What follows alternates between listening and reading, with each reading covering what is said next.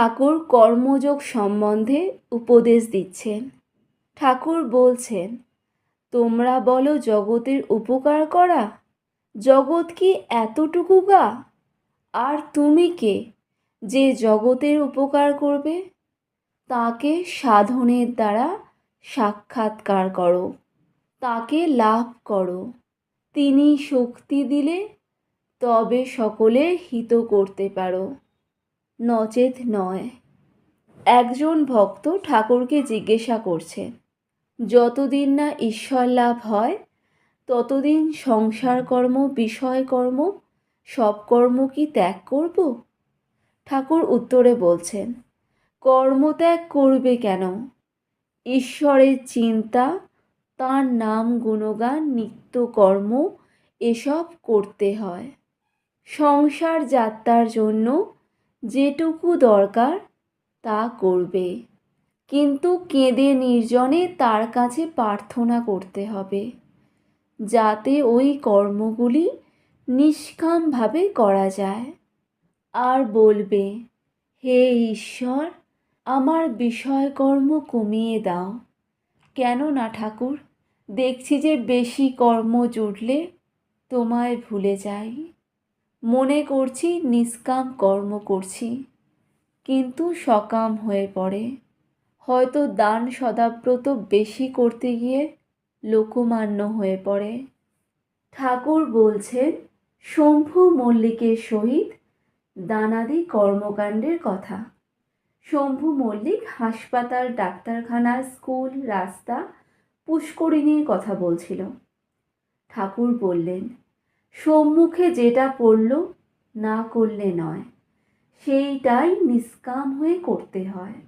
ইচ্ছা করে বেশি কাজ জড়ানো ভালো নয়, ঈশ্বরকে এতে ভুলে যেতে হয়। ঠাকুর উদাহরণ দিচ্ছেন, কালীঘাটে দানই করতে লাগলো, কালী দর্শন আর হলো না।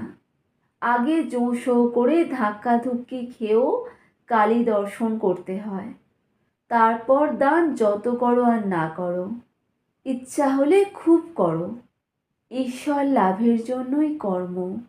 ঠাকুর বলছেন, শম্ভুকে তাই বললুম, যদি ঈশ্বর সাক্ষাৎকার হন তাকে কি বলবে কতকগুলো হাসপাতাল, ডিসপেন্সারি করে দাও? ঠাকুর বলছেন, ভক্ত কখনো তা বলে না, বরং বলবে, ঠাকুর আমায় পাদপদ্মে স্থান দাও, নিজের সঙ্গে সর্বদা রাখো, পাদপদ্মে শুদ্ধা ভক্তি দাও। কর্মযোগ বড় কঠিন। শাস্ত্রে যে কর্ম করতে বলেছে কলিকালে করা বড় কঠিন। কলিযুগে ভক্তিযোগ, ভগবানের নাম গুণগান আর প্রার্থনা, ভক্তিযোগী যুগধর্ম। ঠাকুর ভক্তদের প্রতি বলছেন, তোমাদেরও ভক্তিযোগ, তোমরা হরিনাম করো, মায়ের নাম গুণগান করো, তোমরা ধন্য।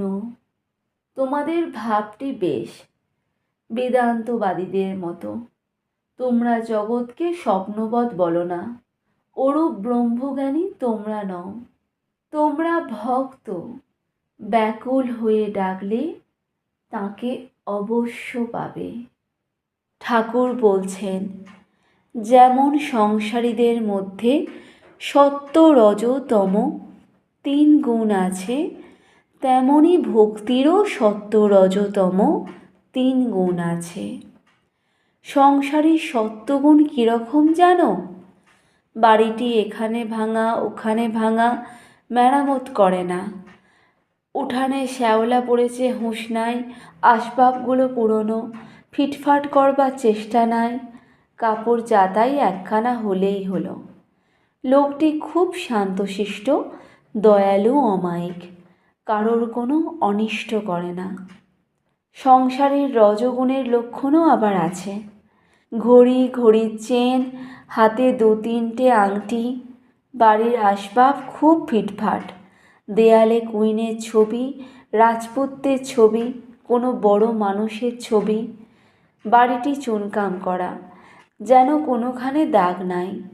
নানা রকমের ভালো পোশাক, চাকরদেরও পোশাক, এমনি এমনিই সব।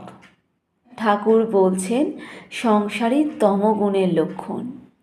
নিদ্রা, কাম, ক্রোধ, অহংকার, এই সব। আর ভক্তি সত্য আছে। যে ভক্তের সত্যগুণ আছে সে ধ্যান করে অতি গোপনে।